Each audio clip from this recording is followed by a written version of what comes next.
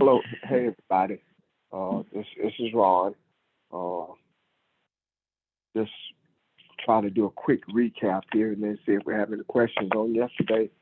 We continued our uh, discussion on water, and as we uncovered, learned new things. We talked about uh,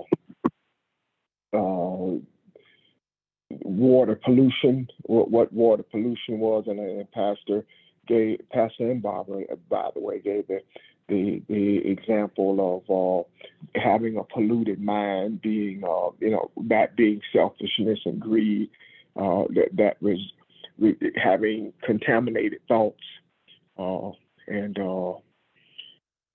we talked about the water that's in your body and over the brain. So we how that kind of the analogy there, how that tied together.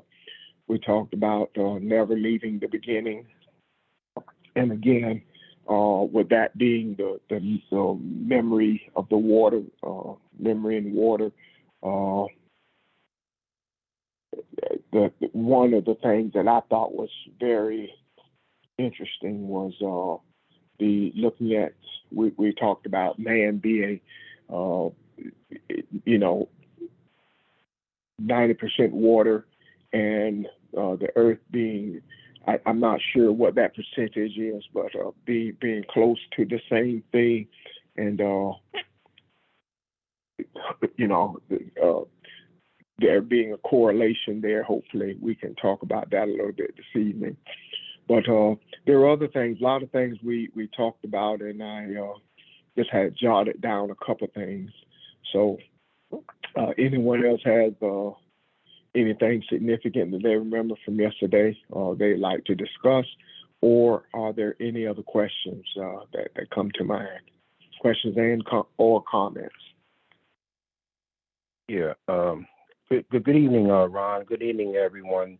I think yesterday, was again, very enlightening for all of us. But what I, thought to take from everything was us being able to draw, upon, when we talk about the forces of nature, but looking at water in terms of a turbulence, looking at it in terms of the force that it has. And I think in our experiences with water, some of us, can recall experiences, whether it's related to swimming or whether it was related to just being in water, around water, where it may have, caused, some type of a memory, that, we can, really think about in terms of how powerful water is, and just again how water can be at rest, it can be peaceful, and then it could be very turbulent. And so I think in thinking of it in that sense, it made me just kind of reflect a little bit in terms of our own personal experiences, but just to realize the significance and the power of that. And so I just wanted to, share those thoughts because, it again have a sometimes a reflect back to our experiences. So I just wanted to, share that as as a beginning point. But, again, we know that water always existed. You know what I mean? We know that it's the, prelude in terms of us being able to appreciate the origin of it. So I just wanted to share that thought initially. Okay, thank you, George. You're right. Uh, I went home last weekend and passed this pond, and when I was, I think, 12, a friend of mine drowned in that pond, and during the time that I go by it, I don't think about him. And as I remember, his brother was out there with him, and a couple other guys, of course. But uh, I remember everybody saying what a good swimmer he was, and everybody thought he was, because he was a, just a kid that liked to joke and play a lot. Everybody thought he was playing, but I just thought about that when I was watching something the other day. They were talking about a lake. A kid drowned here in the upstate, and I just thought about that. You know, memories, things you just remember, and so. But yeah, there's a lot that we've covered, and I think it's all positive. I think one of the more positive things I got out of this was the fact that when I have my episodes of negative thoughts or something happen, I know now how to uh, turn that into something positive. You don't have to stay there. Learn how to transform that. Uh, I think we probably have not finished with the understanding of talking to water and having an effect on it. Uh, what that actually means in the spirit world. I think that's huge, and so I appreciate that conversation very much. Yeah. Anyone else? Questions or comments? Good evening. One of the things, or just to piggyback off what Mr. George out of Philly said, with water and turbulence, um, metaphorically, um, just because you see a person that's happy or appears to be happy, that mean ain't no turbulence going on inside of that person, male or female. Um, and another thing is, just because you see an individual participate in something and they make it look effortless, you're still obligated to ask that person, do you need any help? Um, where would you like for me to be? And the reason why I say that is certain things I'm going to make look effortless. And I would appreciate if some people that know me, hey, quick, where you need me at. So if it make me feel kind of sour, um, when that's done to me, to people that I know, and I have to really know you. If I see them doing something effortless, I'm going to always extend my hand. And even if they turn me down, I'm pretty much good with that. I did my part. Um, there, so from an allegory standpoint, we don't know the turbulence that go on inside of people. There's a saying out here: some people want your glory, but they don't want the story that come with it.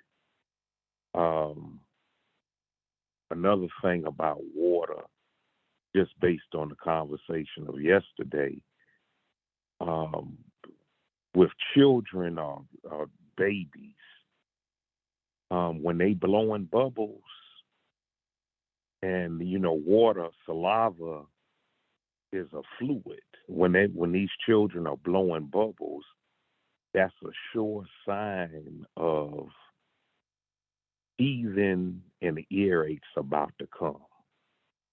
And that vibration that's given off, uh, as an adult, if you go somewhere by yourself and start blowing some bubbles, you will feel the vibration in your ear, nose, and throat, because your brain is, a certain percentage of your brain is covered by fluid. Um, so that's all I want to say just about water, from a vibration standpoint. And we talked about people humming, and it's a very soothing thing that when we hum and when these children or kids, well, not kids, but the babies are blowing bubbles, they're like on another frequency. So just want to add that. Just want to add the other part of, if you see someone and they make it look effortless, extend your hand to them. If they turn you down, you did your part, because it can be frustrating to me. It may not be frustrating to everyone else. Just extend your hand. That's it. Thank you.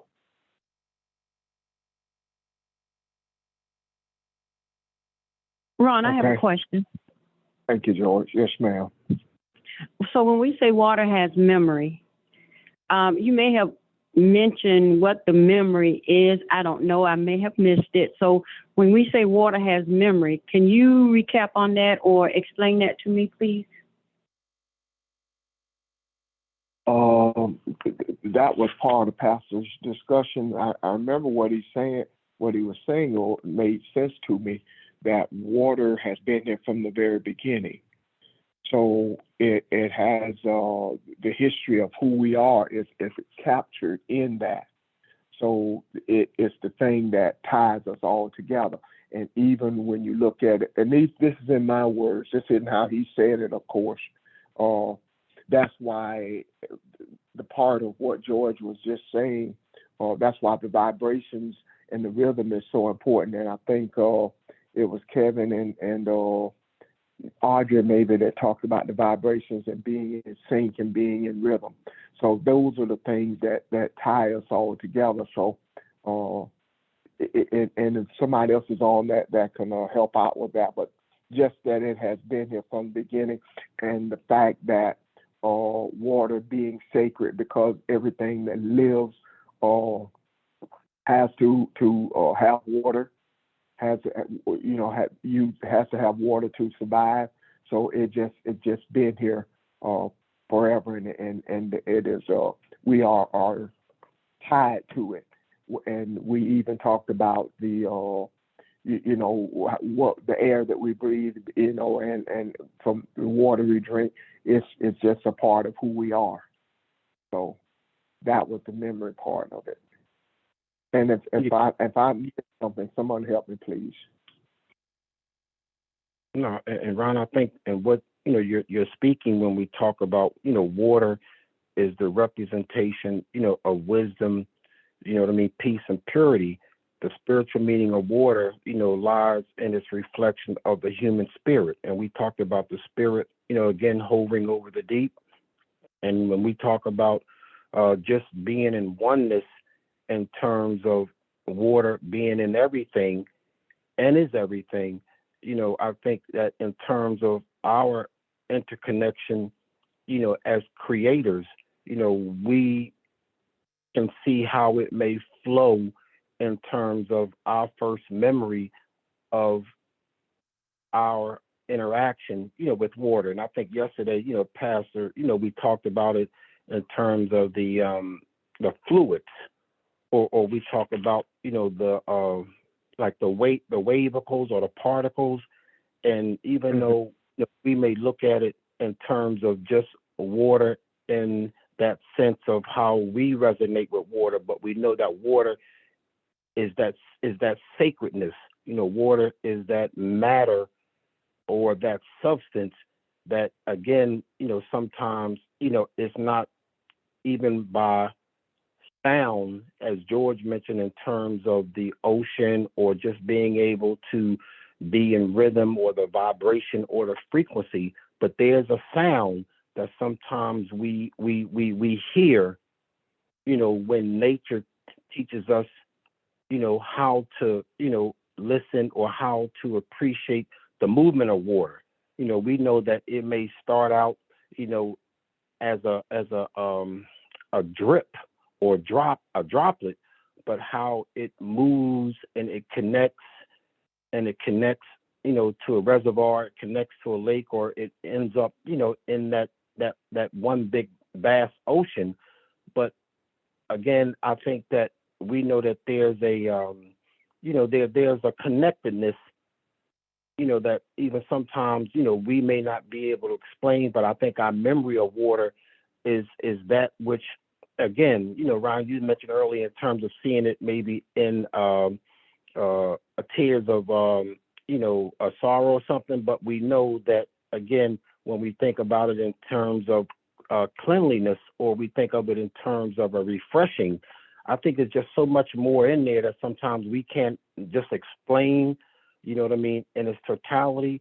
But I think that it represents that eternal, that eternity, so to speak. And I think that's what the waters of none reflects to when it talks about that cosmic universal matter. You know what I mean? Where it relates to plasma. It can relate to, the science, where sometimes, again, it has this relationship. So, again, it's so much more. And again, I just wanted to share that thought, because sometimes, like you said, we might not be able to just see it in its totality, but we know that, as you mentioned, it was there from the beginning. So again, I just wanted to, just mention that in terms of inert energy. It's more than just that. I'm done. Thank you, George. But it's hard for me to put the pieces together to connect. When I think of memory, I think of something that I've thought about, I've been thinking about in the past, and and it's hard for me to connect water having memory. What is it that water is remembering? What is it? That's what's kind of got me lost a little bit.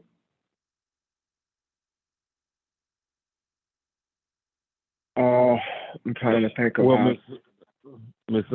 My bad. Forgive me, Ron. Go ahead. Water may not have a memory, because if water was here before us, that means it has a memory. I did say in the beginning, water may not. When you look at water, you also have to look at water as in maritime law. And maritime law is laws of the sea. Row, row, row your boat gently down the stream.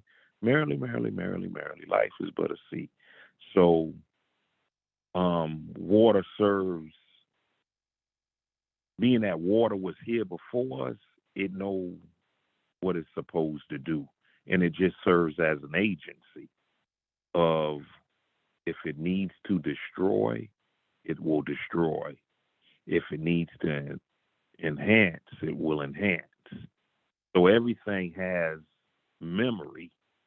And I don't know I think Ron may have said it long time ago, that the sharks out of Africa, when boats leave, those sharks follow the boat. And they follow the boat all the way to the Virgin Islands, just because of the slave trade, of throwing bodies over the boat. So you may have to get with Mr. George out of Philly, because water was here before us. And we just have to know that if it was here before us, then it has some kind of energy that's going to sustain itself. That's it.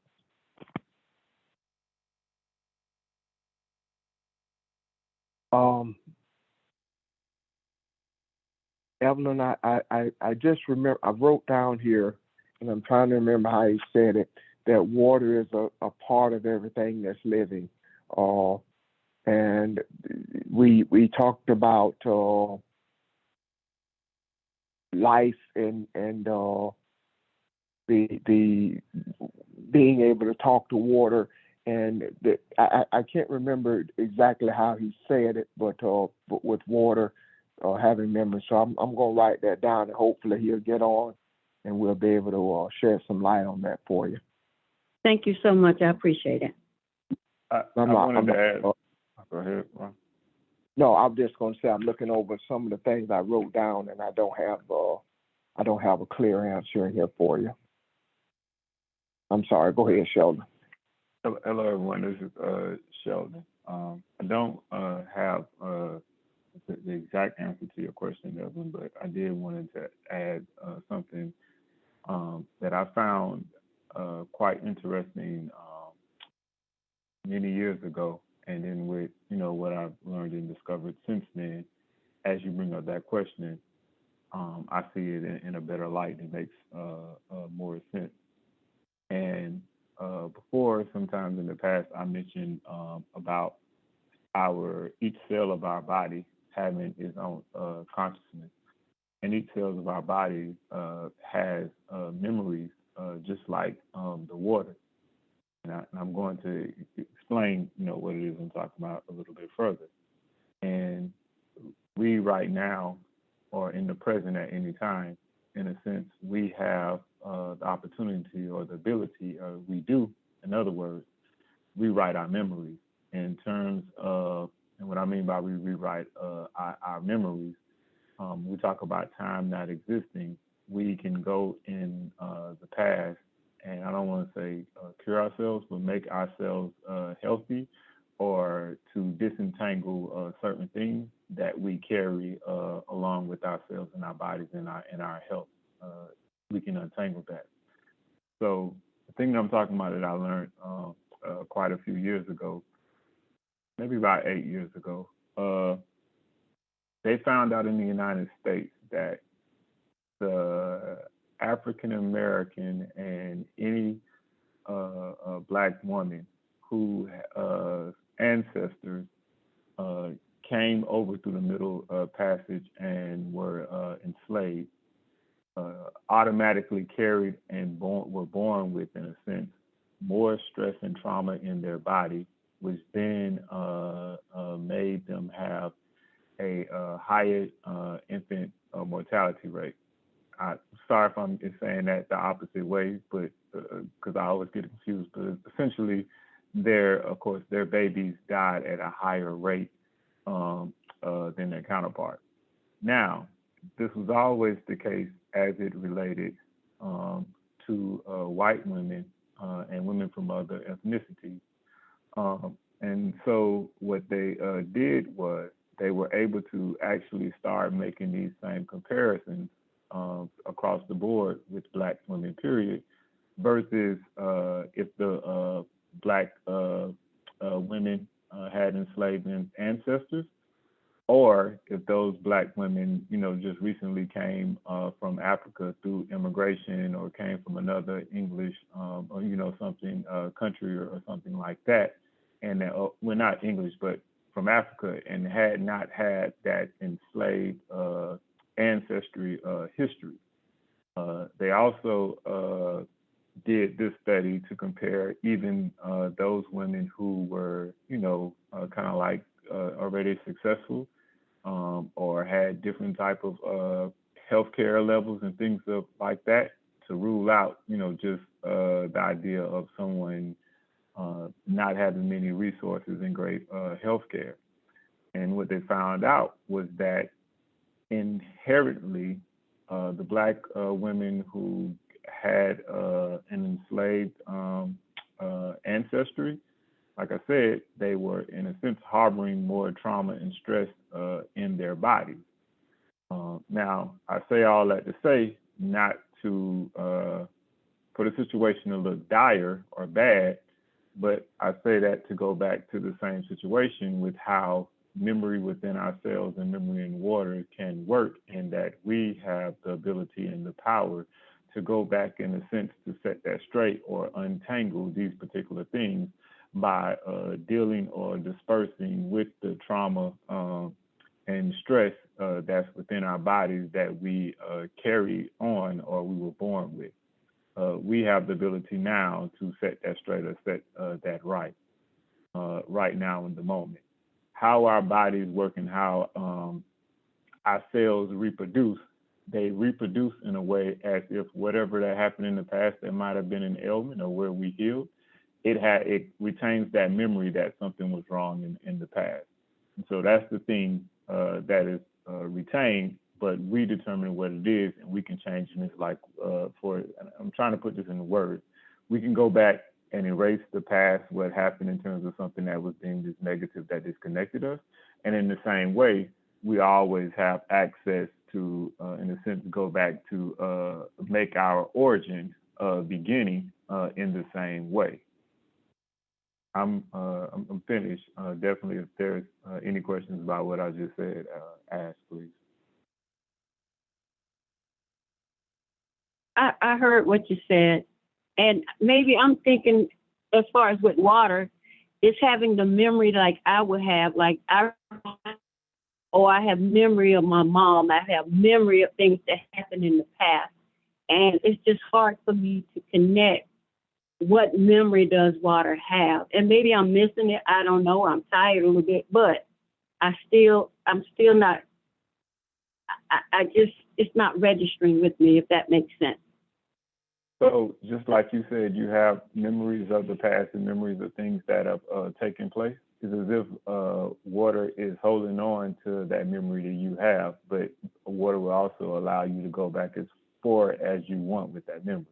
So when we mentioned about the waters crystallizing, so to speak, in a sense, the water has the ability, and in the water is the memory all the way to the past, but you're dictating what the current memory is for that water. Just in the same way for your own personal life, there have been things that you may have, looking back into your past, there are things that you may have viewed one way, and then with your growth as you've gotten older, that thing that you looked at in one way, it doesn't, you changed it in a sense. Like you don't have that same memory of that thing anymore.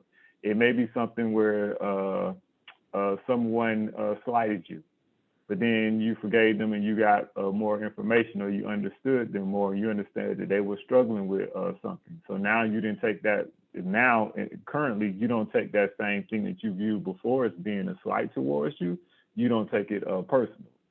That is an example of you actually in the present changing a past memory. Well, in the same way, what we're talking about with water doesn't just have that memory available for what has happened in a sense since you were born in this present lifetime. Water has the memory going back throughout your entire past to beginning. So does that help? Hopefully that helps. If not, and you have another question, please ask.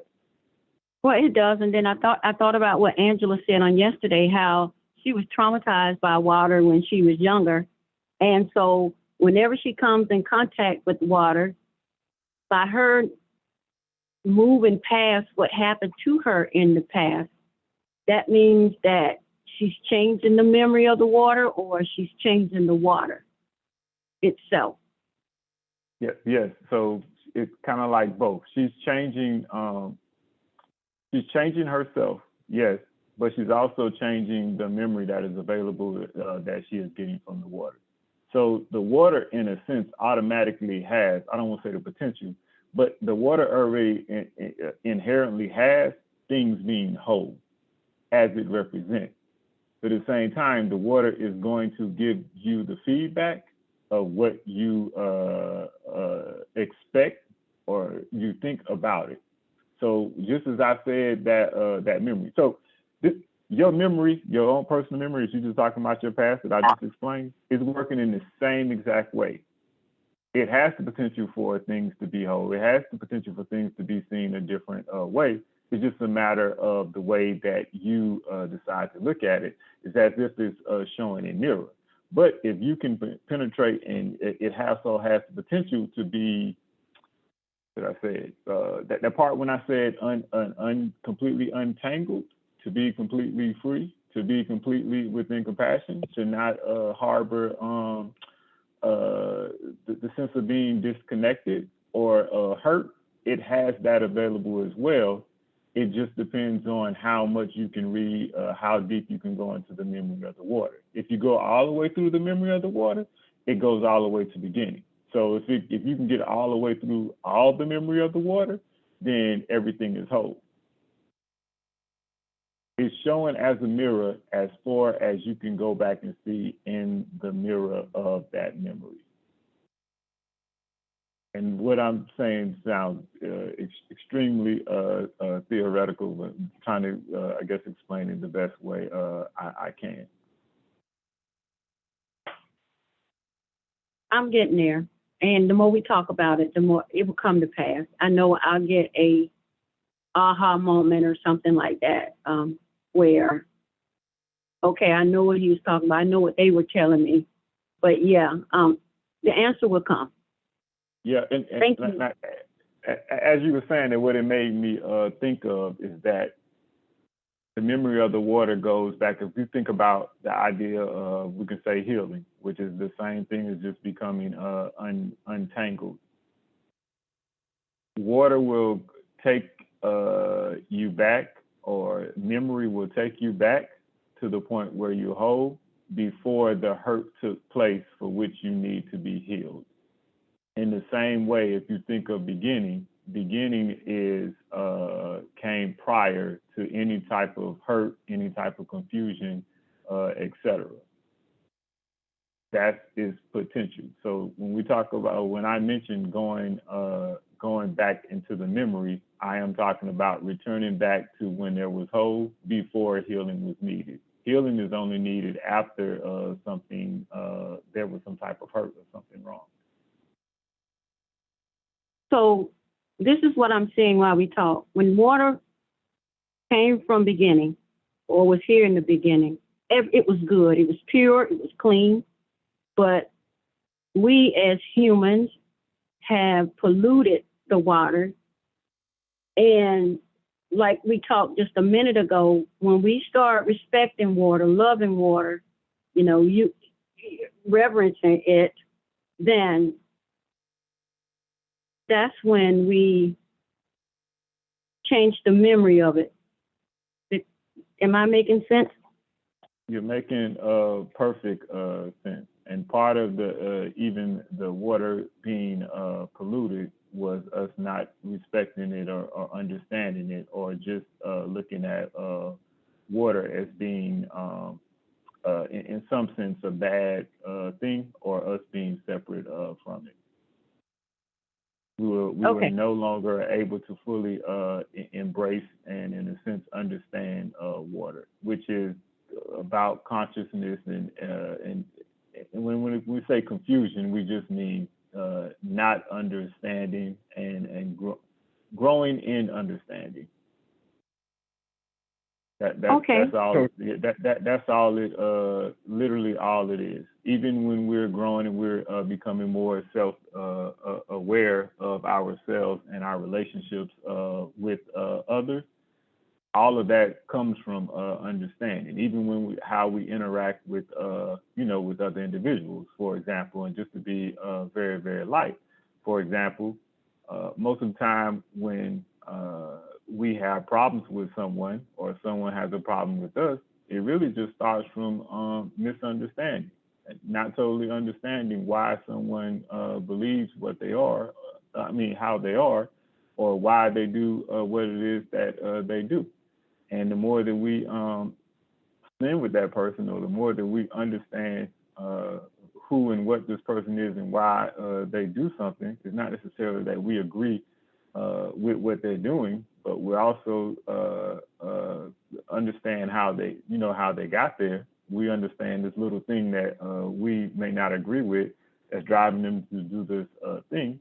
We understand that in many senses, and we have always all been there, if not still there. We wanted to be good people deep down, but in a sense fighting ourselves and not knowing how to be quote unquote good people. That's essentially everyone. Whether or not someone is terrified or afraid or whatever, we want to be good people. Okay, in the words of George Clark, I'm done. Yes, well, I'm done. Yes. No, but I'm sorry, go ahead, George. yeah, I was going to say, Sheldon, in terms of just listening to what's being said, I had a personal experience in terms of being in the water, white, in terms of the white. I'm trying to think of the correct word. When you're in the river and you're going through the canoe and you're going through whitewater rafting. Whitewater rafting, yeah. And what happened was the boat I tipped over, and at the same time, it was said that instead of fighting the water, like if you should happen for some reason to get caught in that turbulence, instead of fighting your way trying to come back to the top, you swim down and you go underneath the turbulence, you know what I mean, where if the water is still, and and that's how you're able to maneuver yourself in terms of being able to overcome that. And I'm just trying to relate it to what is being said, because I think that sometimes that I mentioned that we may be in troubled waters, but the cleansing for me is just to know that I need to breathe. I need to understand that I'm not going to panic. And I'm going to say easier said than done, but I think that that's where the experiences or things come in when we talk about thinking, or just being able to realize that when children are at the beach and sometimes the tide can take you out. And I'm just saying, again, we hear of stories about things that happen, but when we're able to, I feel like as we're doing, digging a little bit deeper, just to know that I can, swim underneath that turbulence where there's calm and, peace, or, being able to work your way through and come back out of it in a way where you can survive that situation. I think it's the same like when we stand in water and we walk our way out further in the water rises, it gets higher and higher, and then sooner or later, we might get to that point where the water goes over our head. You know what I mean? But what's the purpose, in terms of just trying to understand, in the spirit, that I know I need to breathe. I need to be able to hold my breath. And I think that we had talked about that a little bit yesterday. So I think that what's being said helps me to realize that I'm not going to panic. Again, that's what I'm saying to myself. But I think that if I can understand water, or if I can understand currents or certain things, it may help me to get through that moment if that resonates. No, it definitely resonates. And I was thinking as you're talking, it's as if not fighting the water, and then as you're not fighting the water, you immediately find yourself, if you go along with it, the way that it's taking you, upside right, instead of kind of like fighting the other way. And it's essentially the same thing as trying to run up a escalator that's coming down. Instead, you just went with the flow. And as you mentioned, breathing, and I don't know if it was yesterday or Saturday, I was thinking, Audrey mentioned, Jamel mentioned quite some time ago about, breathing very slowly and, full inhale and exhale.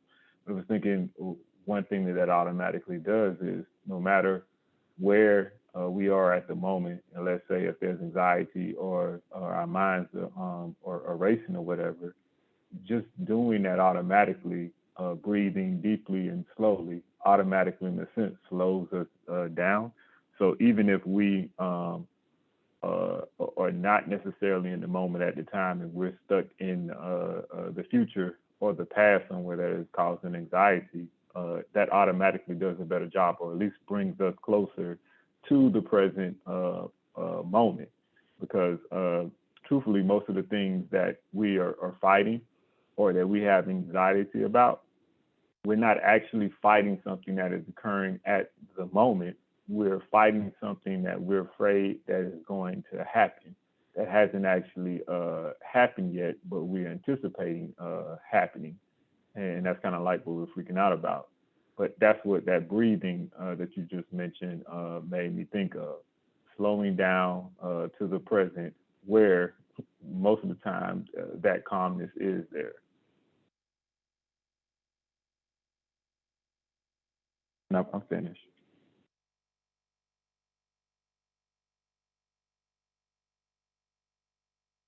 Yeah, Sheldon, I had a question too. I think something kind of ties into what you said earlier. Pastor mentioned the slave ships and people being thrown over, and rather some of them were even jumping over because they rather died than to be enslaved. Uh, and one of the thoughts while he was saying that, that memory of that, is that still in us? Is that why a lot of us are afraid of water? Is that why, that kind of stigma is still with us, all these years? So I was, as you were saying that, the water has an effect. If you look at the pineal gland and the brain and the fluid that is covered in, and you talked about your DNA, that DNA can be passed down as well. So that just thought about that as you were explaining. If that is a good example of the memory that you were talking about. Yeah, that was a great example, and that I know. Remember at the time when that came about, it was just amazing to me that a trauma of a parent or your past follows into the child that's not even born yet. Yeah. But like I said, also more importantly, along with that, I wanted to, like I said, make sure that everyone knows that, with us also knowing that that memory exists, becomes that the ability to change that also. Not just saying, hey, all us doomed. No. Saying that because of how water works and how memory works, we get to change our memory of things. We get to automatically decide that, what's that verse? What was meant for harm? Y'all know what verse I'm talking about. I don't do good remembering all. I remember everything what it's saying, but I don't remember it well in terms of the exact words. Like I can never really remember the lyrics to a song, but I can give you a whole essay of what the song was about. Well, that portion of it, I think, if you care to, or if you look at it further, might need some further, expound on it a little bit more, because that's very important. Being able to change that, being able to anything negative and turning it back, and I'm always fascinated with anything that with going back to beginning. I think that's the key to everything as we learn to master that and be able to do it instantaneously in any situation. So.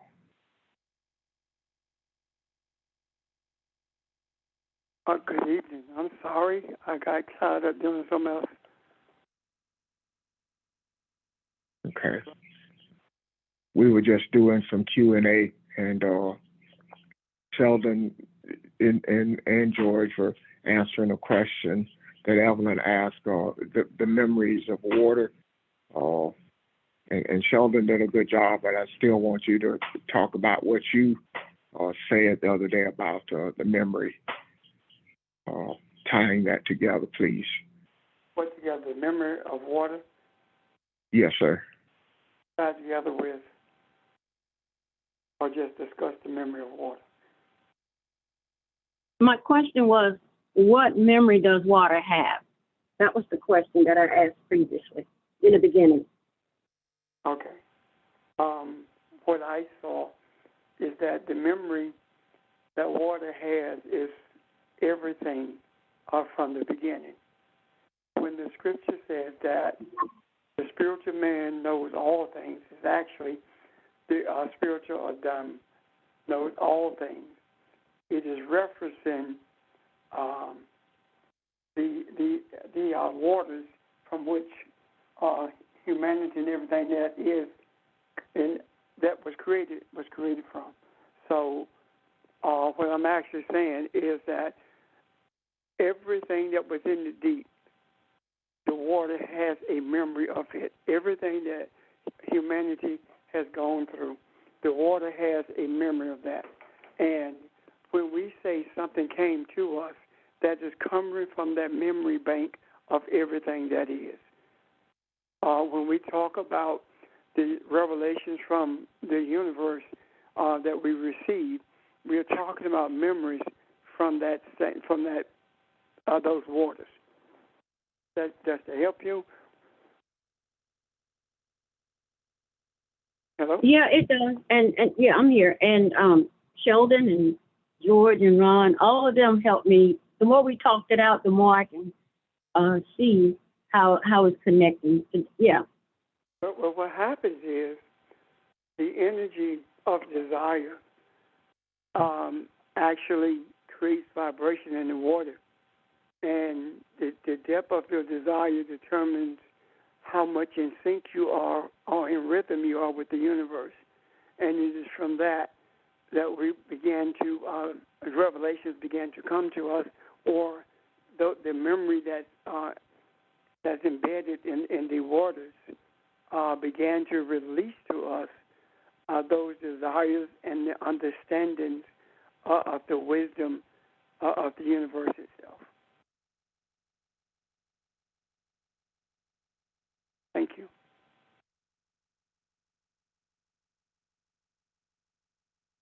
Ron? Yes, sir. Is there anyone else? Evelyn, you okay? Yes, sir. Thank you. Anyone else, question or comments? Yes, this is Angela. I just wanted to make a comment. Yesterday, I had the opportunity to go to the lake yesterday, so I went out there to the lake, and I just so I released my trauma of water, and I embraced the fact that water is life, and desire to see water in a different way than I did. So that was the opportunity that I got to do yesterday. Good for you. How do you feel about that? I feel better. That's terrific. Yeah. Excellent.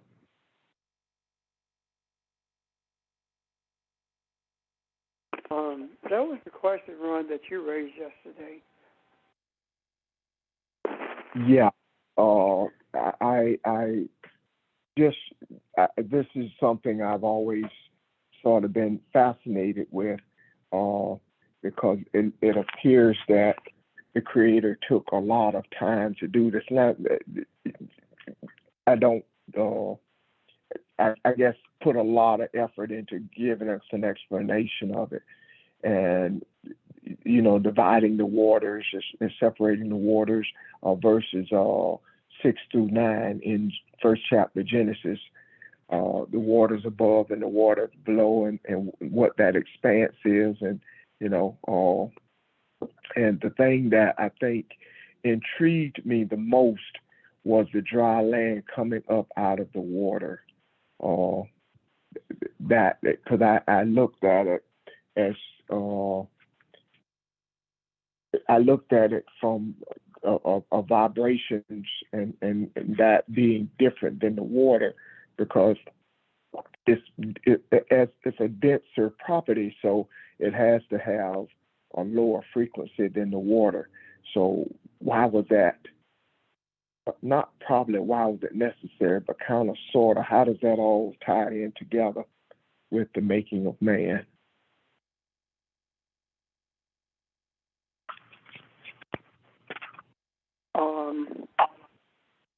Someone about to say that?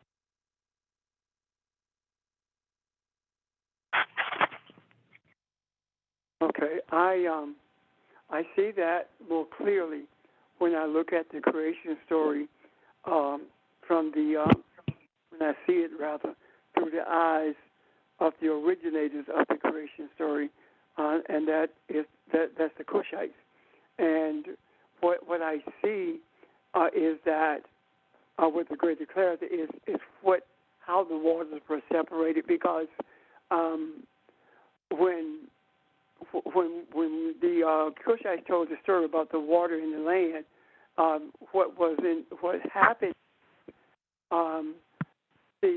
what they call the hill of Ptah rose up from the cosmic oceans of Nun, the waters of Nun, which means that from the original waters of the earth, this land rose up from beneath the waters, and it is from that land mass that rose up from the water that everything that was created in terms of the nutrients being in the earth or in the land, and the water being the source of life that moves those nutrients through those plants, through those trees, through us for the purpose of survival.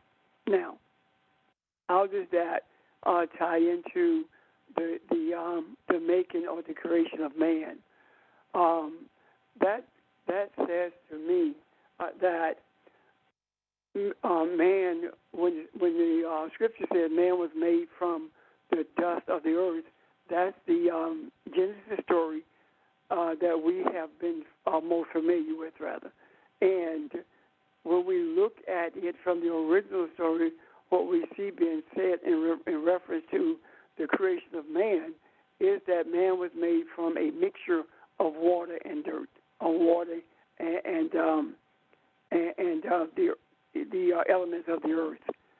When I see that listed as dust, I see that saying that man was created from elements of the earth.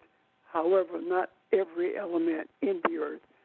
There are 108 known elements in the earth, and 90 of those elements can be found in the physical body of man. So I see those two stories as being the same, but one going in more depth than the other one, which means that the original story went into more depth than the story that we are most familiar with.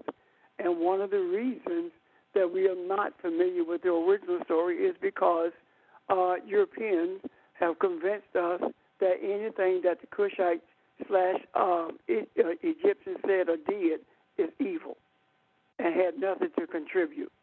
However, everything that we have read in the scriptures in reference to the waters, the creation of man, the Garden of Eden, the way things are made, every bit of it has its origin in the Cushite stories about creation itself, even down to the point where there is no mention in the Genesis account of creation of atoms being involved, ATOMS being involved in creation.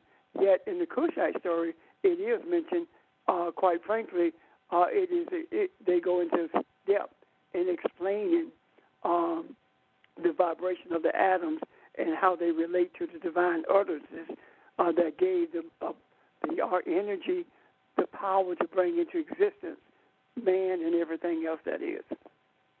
Now, because if you read the story in the Genesis account of the creation, it gives you the idea that God had hands when he made man. But that's not the case at all.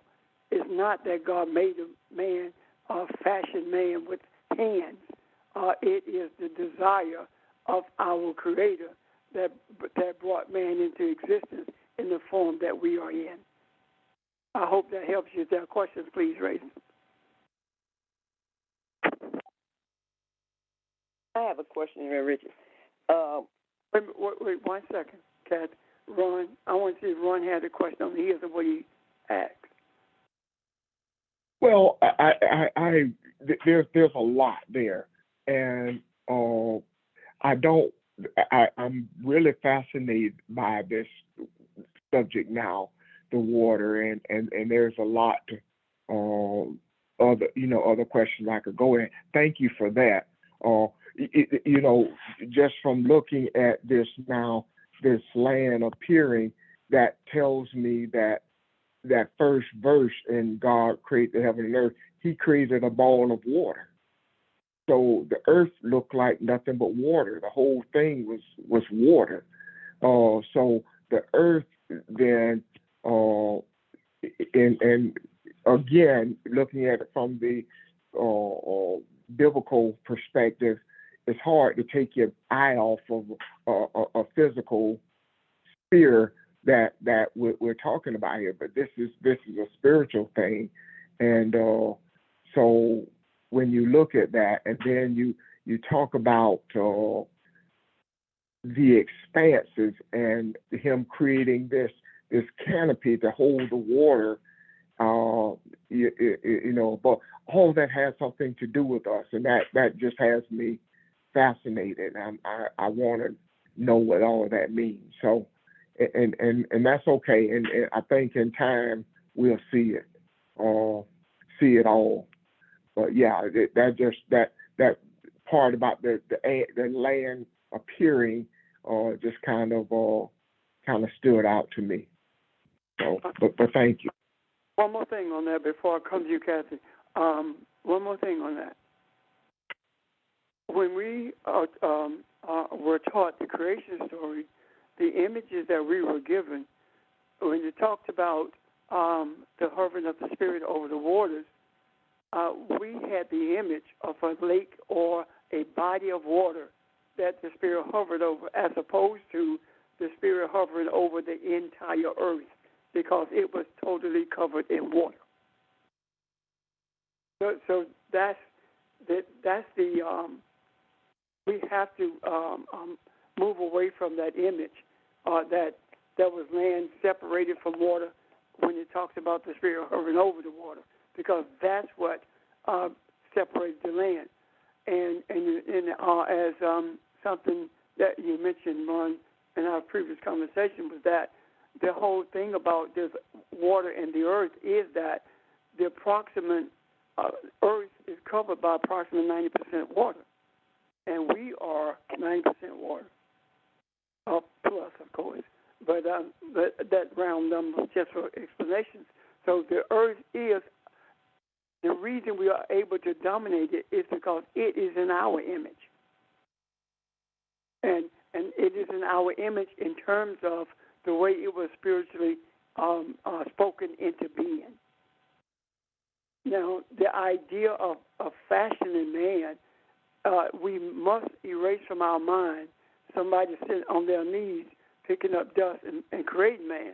This was man was spoken into being just like everything else.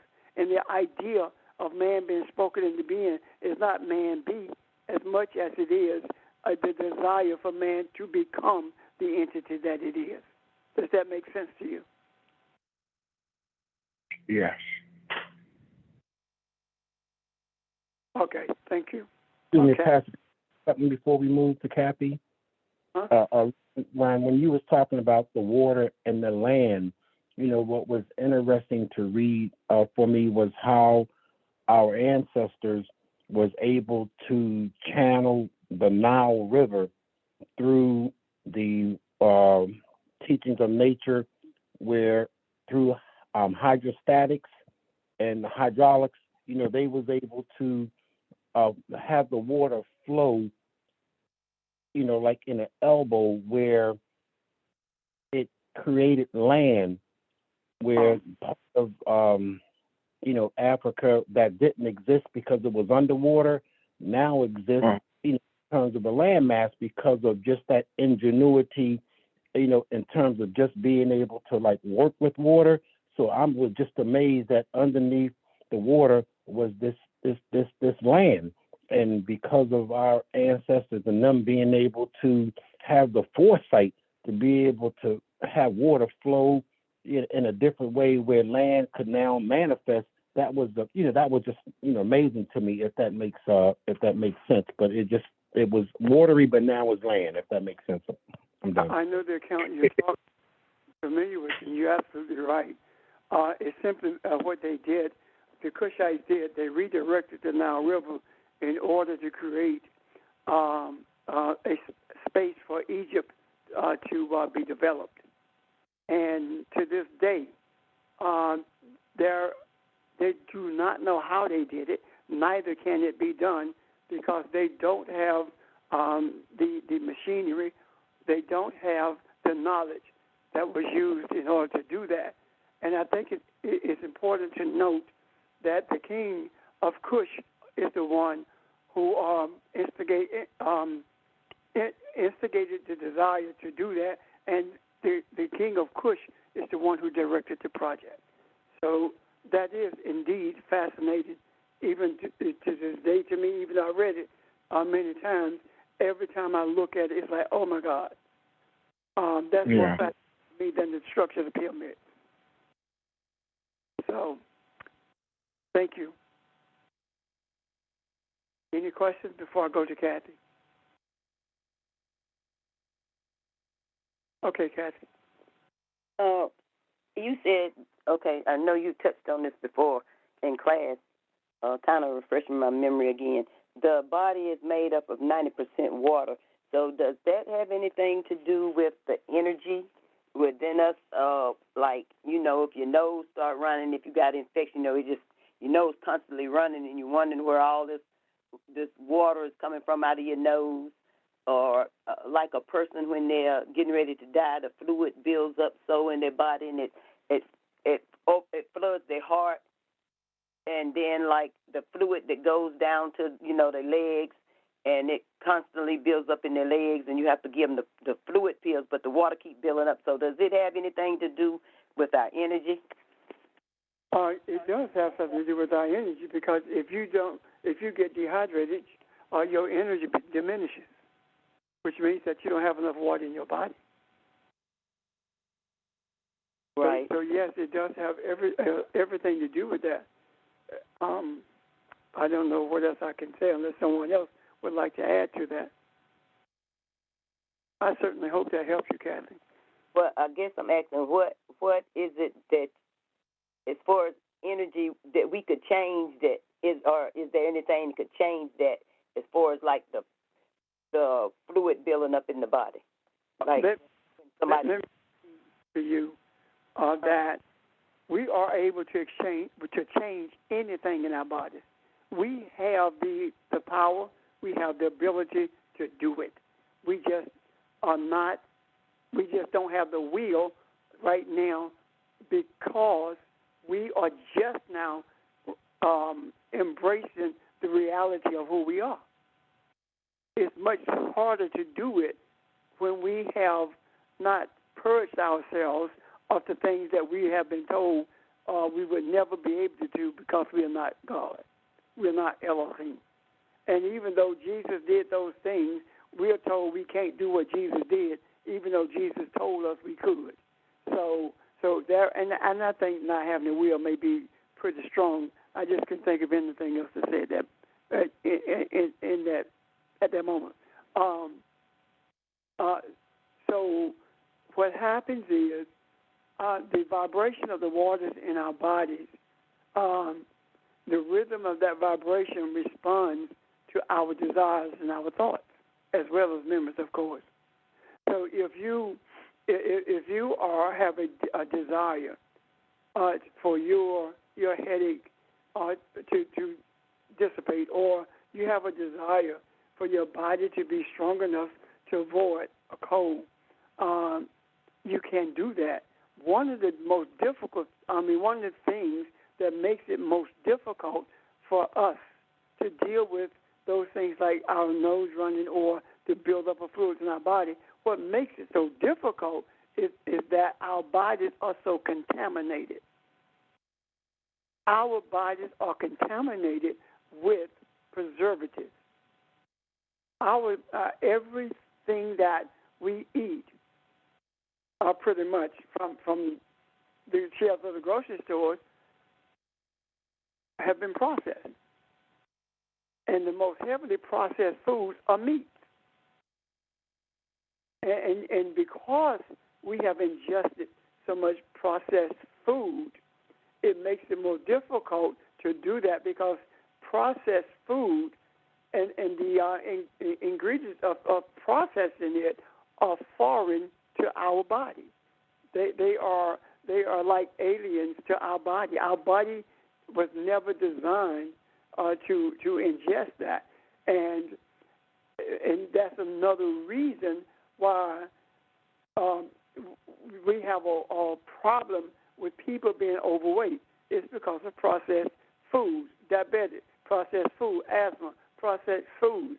So there are so many adverse things that happen to our body because of what we put in our body.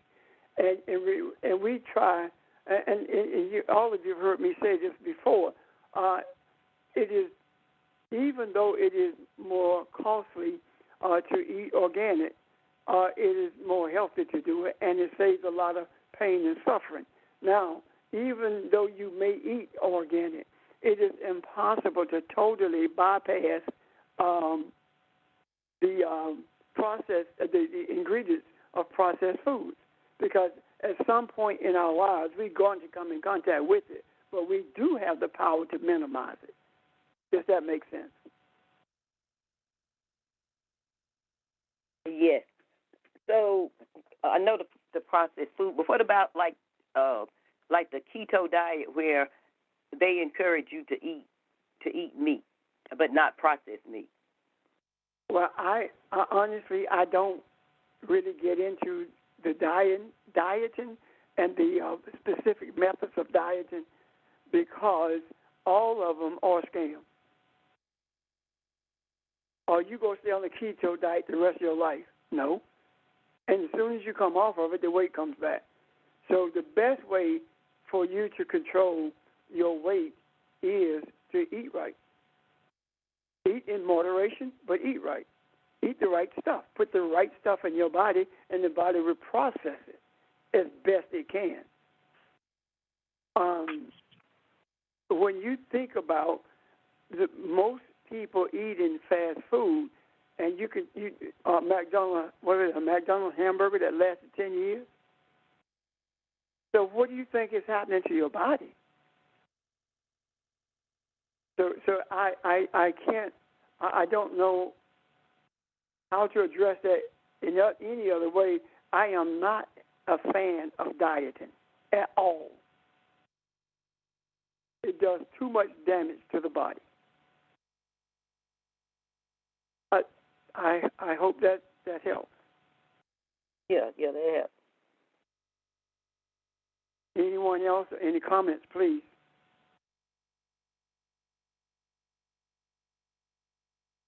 I have another question. I listened, and you weren't on tonight to hear what Cedric, I'm sorry, Sheldon, Sheldon. I don't know where Cedric came from, but Sheldon was saying earlier about Evelyn's question about memory. And I'm listening to what you said about the earth, the creation of the earth. Do you think we're moving to a place where going back to beginning is starting over, that we'll be able to one day erase everything that we know that is a reality and go back to beginning and start afresh, and that will show us that this was all not real, and what is real is the intangible things that we've been seeking, and we're moving in the place, and that is why such horrific things happen, and we see them as to those things are a catalyst to push us in that direction, and by searching and seeking the beginning, because I think more and more, the more we know the more we also know that there's a world out there that we don't know yet that awaits us. It's not being forbidden from us or hidden in any way. It's just something we have to discover when it's time or when we're ready. When we reach the point of being prepared for it, I guess. So, what do you think about that? Is that feasible? That even makes sense? Yeah, I don't believe we ever left beginning.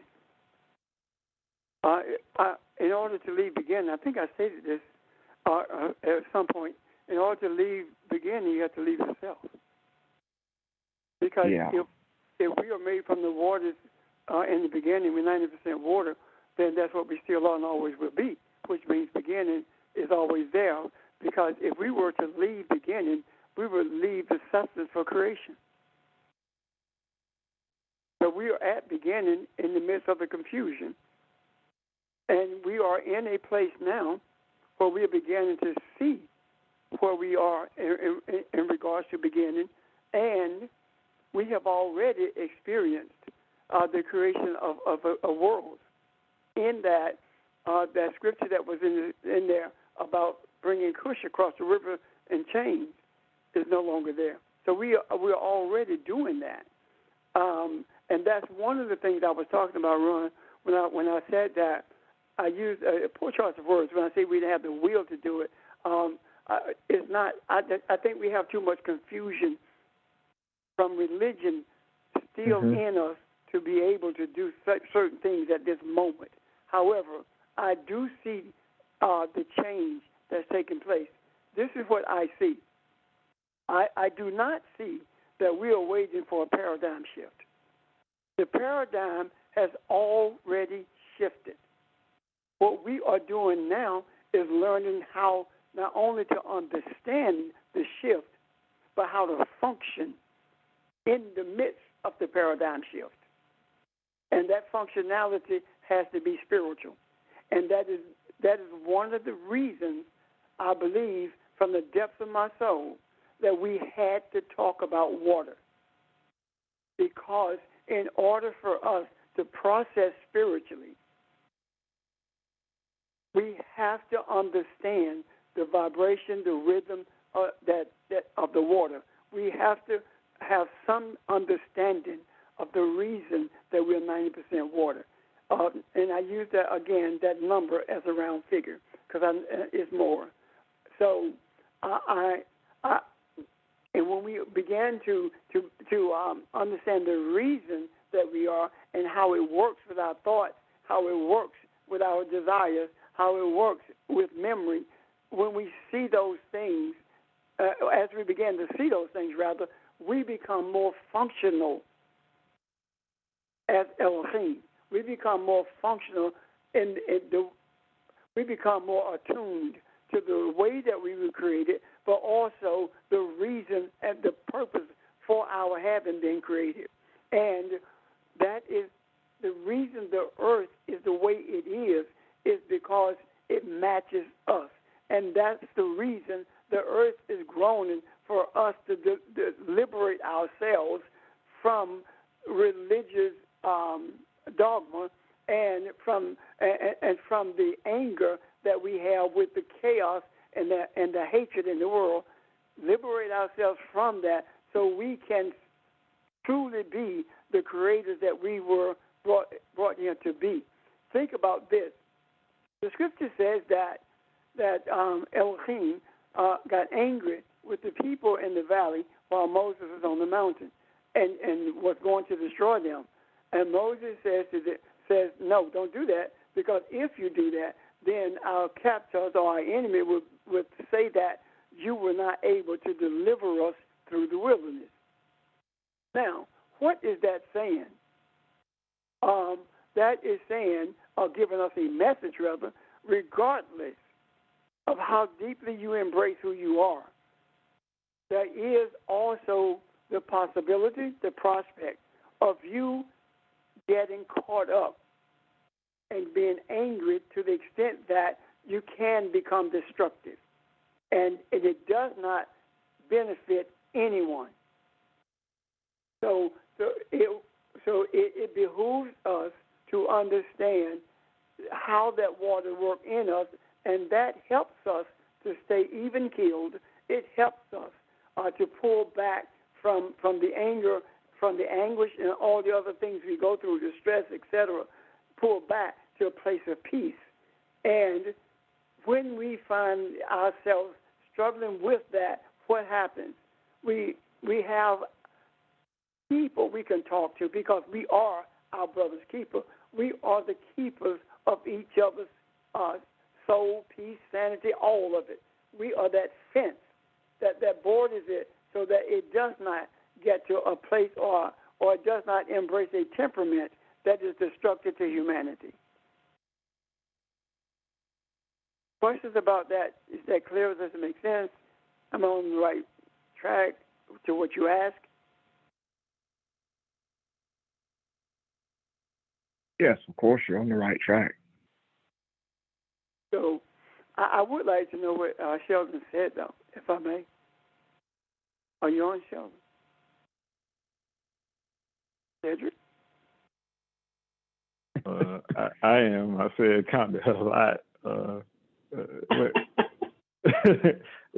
Was it a? I don't know whether to say the whole thing is a particular part you're referring to, Ron.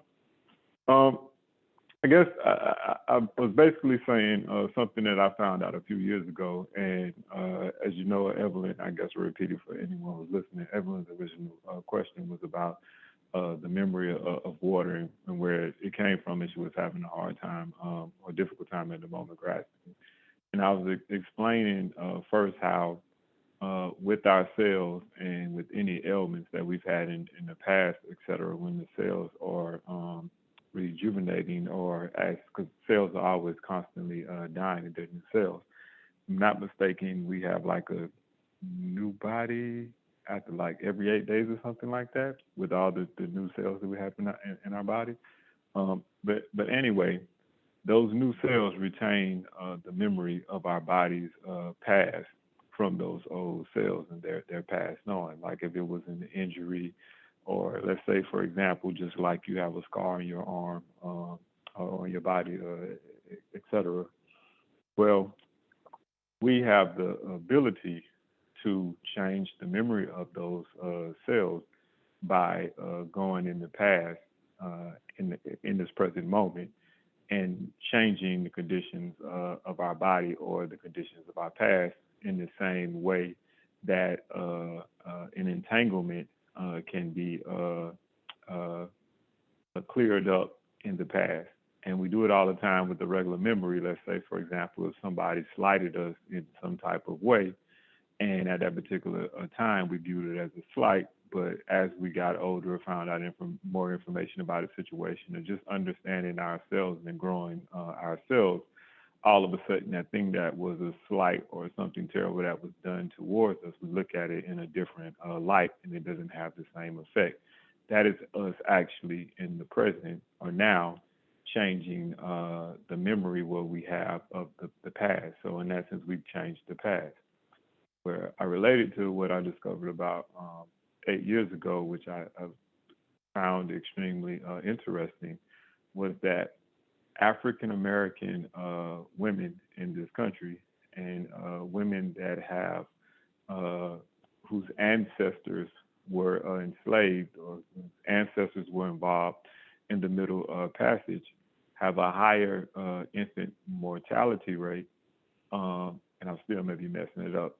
Their children die at a higher rate at birth compared to not only other races in this country, but also women who have come directly from Africa whose family or whose ancestors were not directly involved in slavery through their lineage. And this was also across economic classes and, wealth and things of that nature, to the point where healthcare access did not play a role.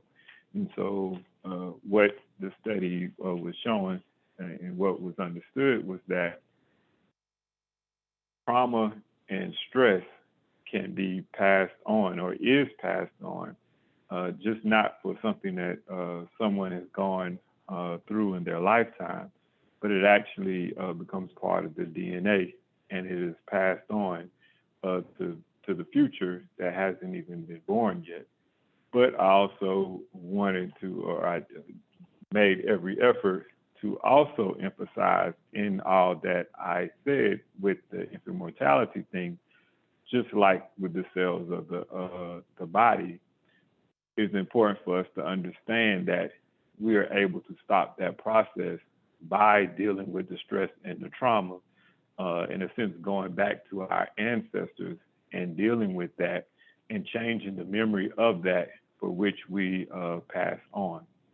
So what I just gave is an example. As it relates to water, water is similar in the same way that when you came on, you mentioned in terms of water having the memory or the access to go all the way back to the beginning, and it's just a matter of us, the same way that we have an intentions for water, the way that we think of it within ourselves and relate to it, the water crystallizing in different ways is in the same way that we determine essentially how far to beginning that water goes that we're actually reacting with it.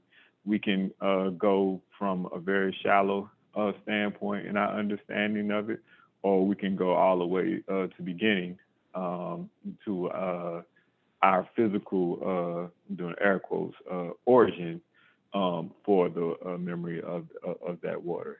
That's how water is able to retain memory. It's almost like it's a memory bank where it remembers all, and it serves as a mirror to how far we want to go back. Thank you. So I'm done. Go ahead. I was just saying that's where it got me to thinking that through desire, that vibration of desire, any and everything can be changed. I'm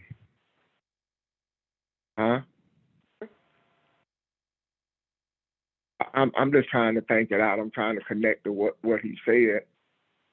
But go ahead. I'm sorry. I'm just simply saying I agree. I agree with you. Yeah. See, again, think about it. Jesus, if you really think about what Jesus said and what he did, what Jesus said was more of teaching us how to be functional as the entities that we were created to be. What Jesus did showed us not so much of what we can do physically, but what he did it so that it would be easier to remember. It's easier to remember an action than a conversation.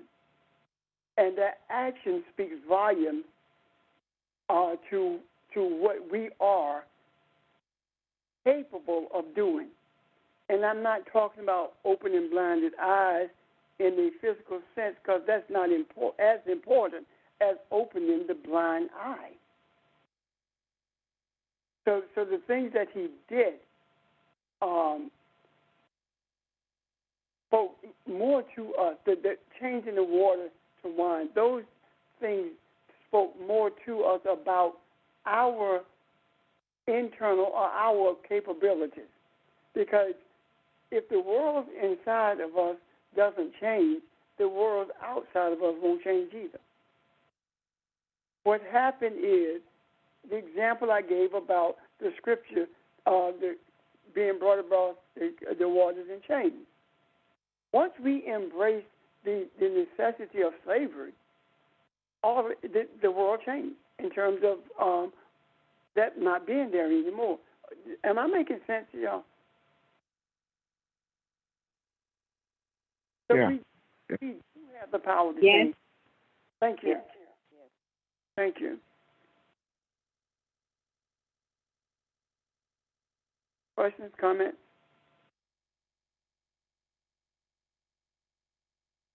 I wanna look at memory again because I think I see another connection. Um, and see if this makes sense.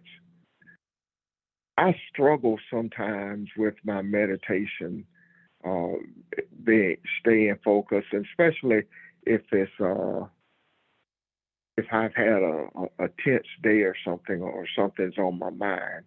Uh, and sometimes I was talking to my cousin about this last evening that I have things just kind of just pop in my head that uh, when I'm meditating or when I'm thinking about something, or even when I'm in a good mood, things pop in my head that kind of distract me.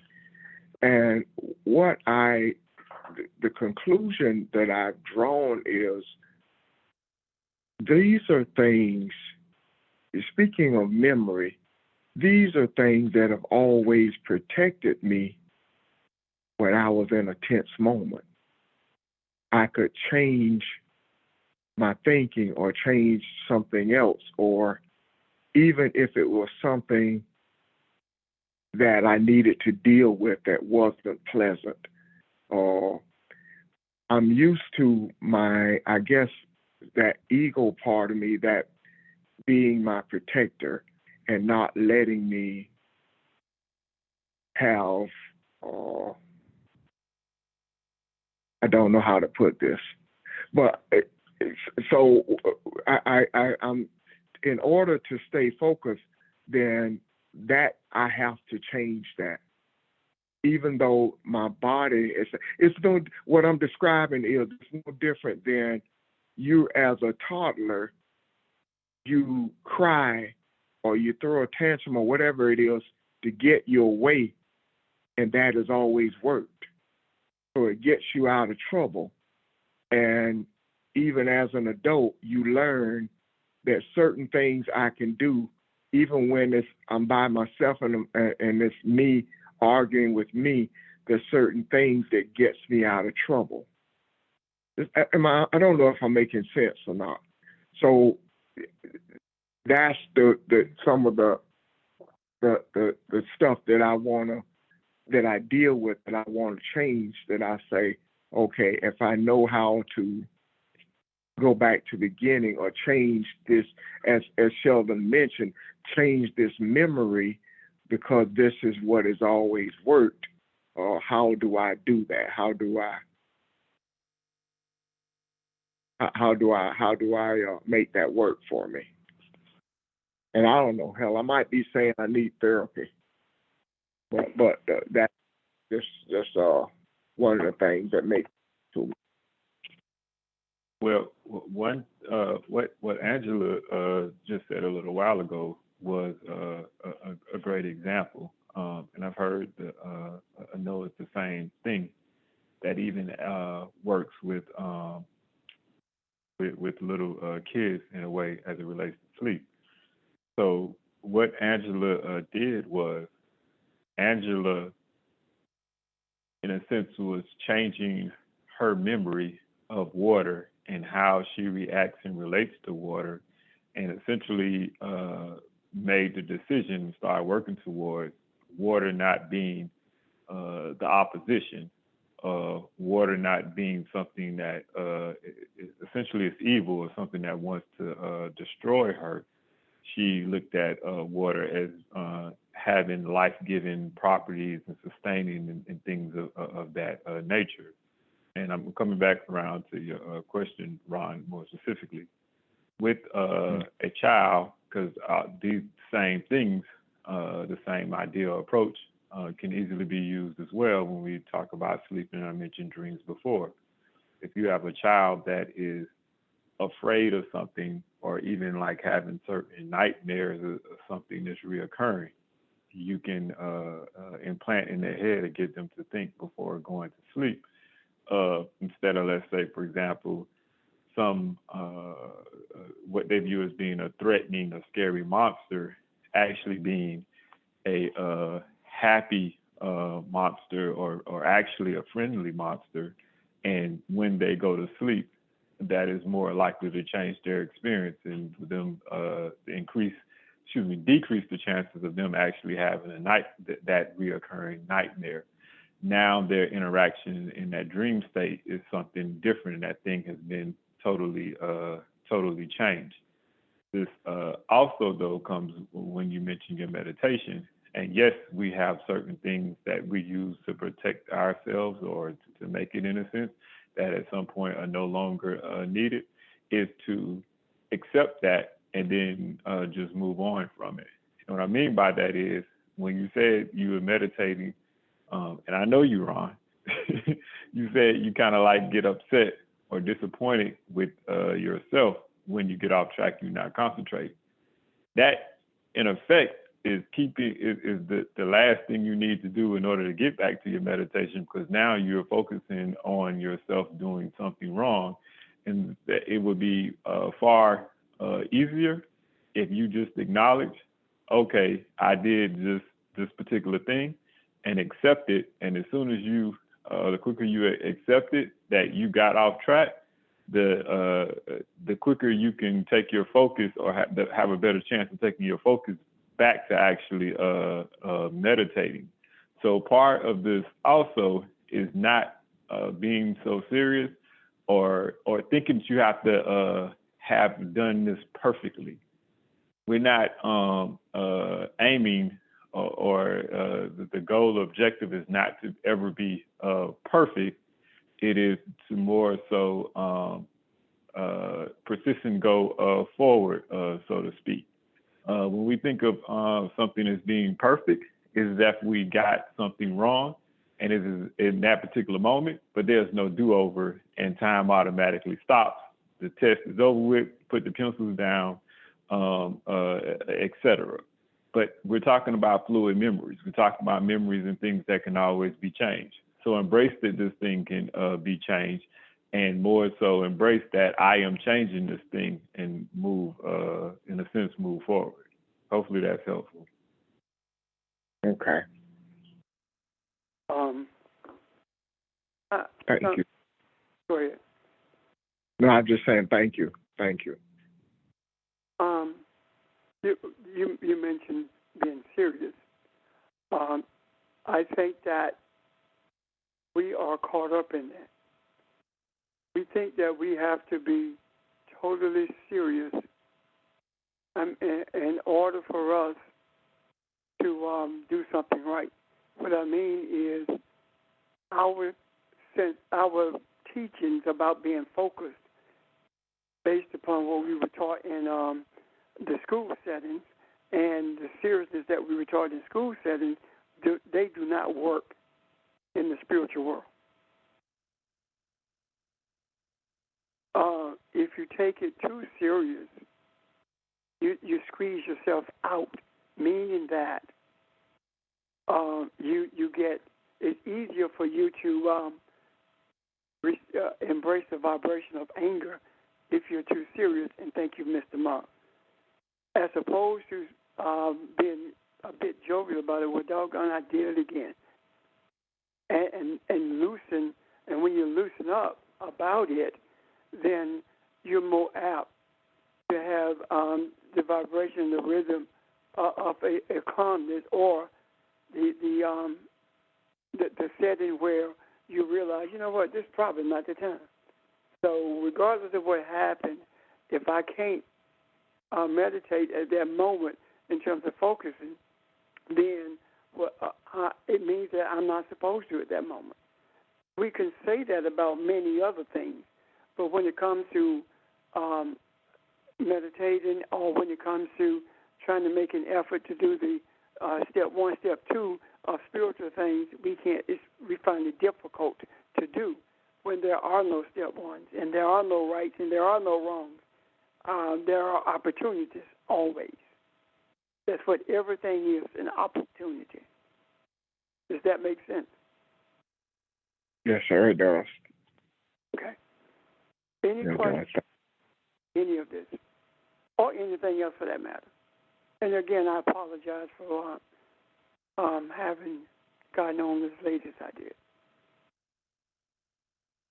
but it couldn't be helped. So, are there any questions or comments? Yes, this No, is that was Angela. what. Also, go ahead, Angela. I'm sorry. I yield. You fine. Thank you. I had a question about the in Genesis where it talks about the mist, and right before the mist, well, after the mist in the garden, then man was created. Could you talk some about the mist?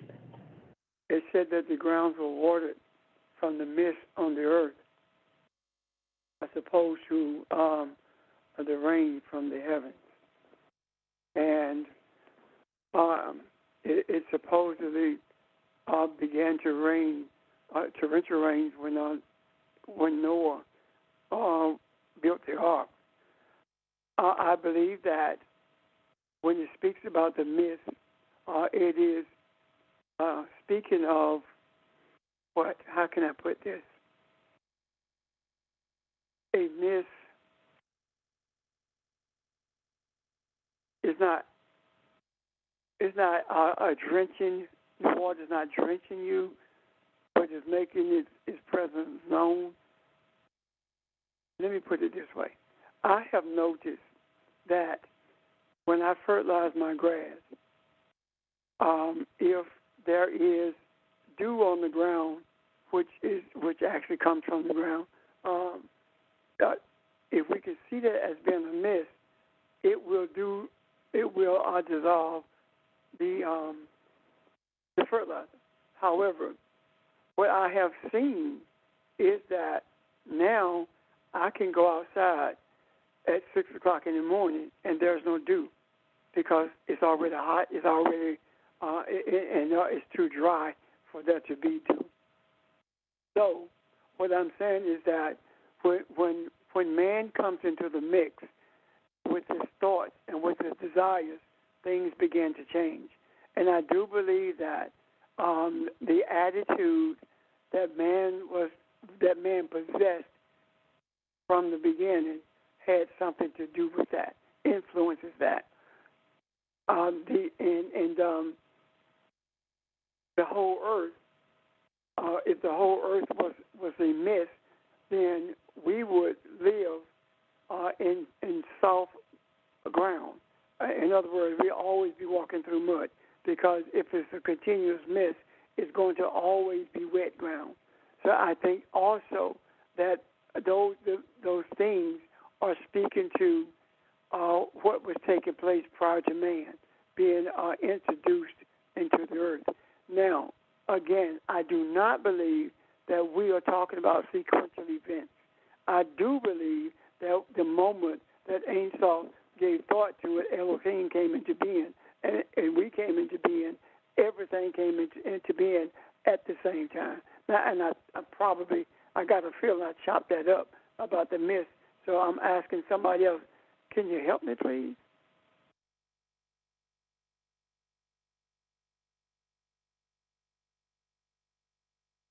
No one?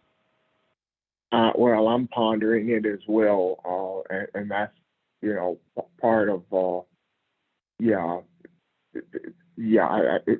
don't have that answer either, and it made me think. I remember when the flood came, water not only rained, but water came from the ground, if I remember correctly, to help fill the earth. And I'll have to go back and look at that. But all that is always just fascinated me, the relationship between the earth and the water.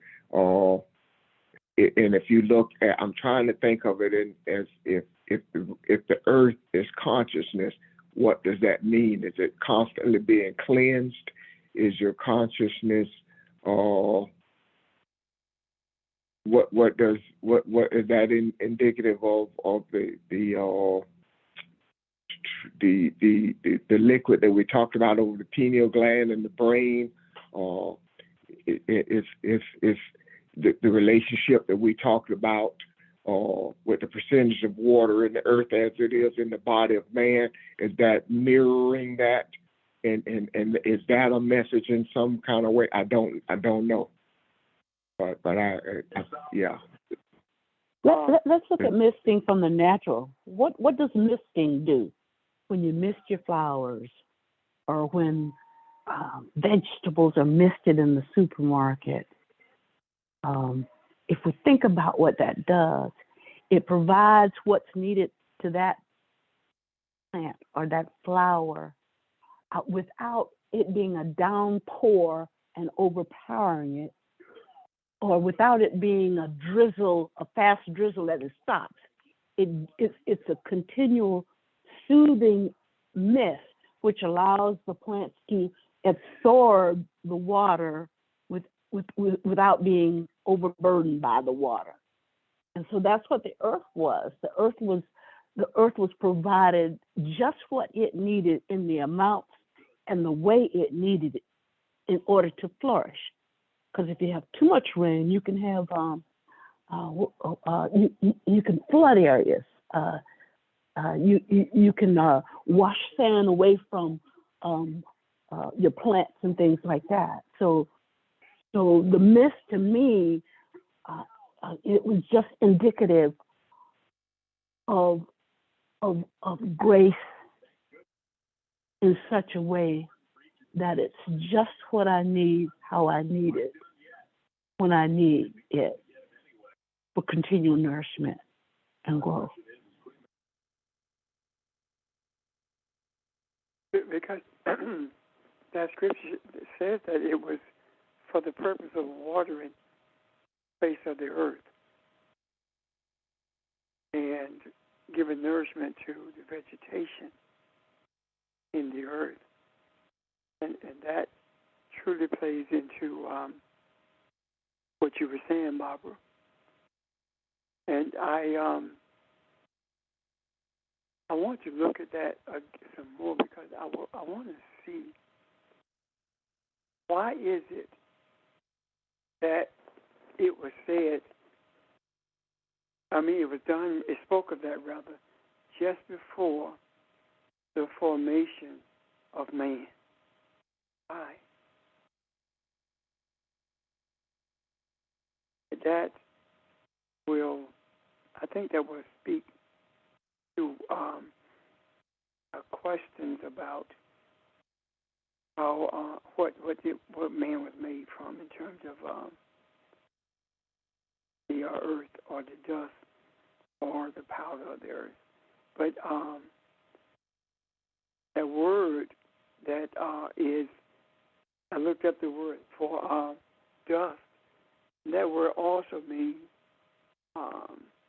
it says dust as powder gray, therefore clay, earth, mud, ashes, etc. So all of those play into that. So would that necessarily be spoken of simply because man was being made right after that and was being brought into existence with a higher percentage of water than he would of earth itself in terms of the dirt? Does that make sense? Yeah, that changes that entirely to me. I mean, it goes back to your first explanation when you were talking about the Cush version. Because when you originally think about dust, you at least see a limited amount of water. Very, very little when you think about it. If you're looking at that literally, I suppose. But that sheds a little more light on it. There is a Cush, Ron. I kind of think of what it is that, or Kemet, a word from Egypt, that means mud people. Because the Cushites had no problems referencing themselves as people of the mud, right? So I'm seeing that a bit differently also. I can't remember what the word is, but I definitely am going to look it up. Search for it again. Questions or comments? I don't want to prolong it because I know that you guys have been on this line much longer than I have. And again, I'm asking you, Robert, to jot down your questions. Make note of the things that you don't understand. Make a note of the questions that you want to raise. And it doesn't matter if we come together on Zoom and the whole period that we're there, we are responding to questions or we are clarifying things that we have previously talked about. That's okay if we do that. We don't always have to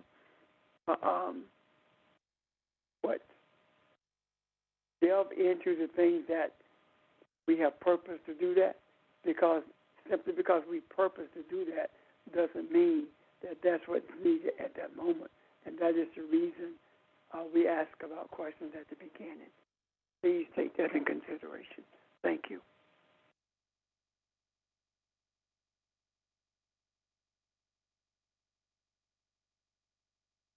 On. Guys, any more questions or comments? I think we're, if not, at a good stopping point, but I just want to see for one last time any questions or comments. I think we've had a good discussion tonight. Ron, I had one more thing to say. I didn't want to change the subject from what was just said, but I wanted to go back to something right quick as we were talking about perfection. Only a moment. We are not striving for perfection. We are infinitely becoming. And Pastor Richard mentioned this some time ago, maybe a few years ago. There's once perfection is reached, then there is no reason for that thing that had reached perfection to even exist any further. And we say and understand more and more that we are co-creators. And so that's what creators do, is they continue to create. Now, if you think about creativity and creating, you think about an artist, whether that's someone, let's say, for example, a sculptor, or someone who is a painter, or someone who draws. At no point do they actually reach the point where perfection and they no longer create. They continue to create more and more in a more fabulous way as they understand and become more intimate with their craft and their ability to create. So I say all that to say, for anyone struggling with that idea of perfection and thinking at that particular moment, things have to be perfect. It's not what we're doing. We are infinitely becoming. We're just being. I'm finished.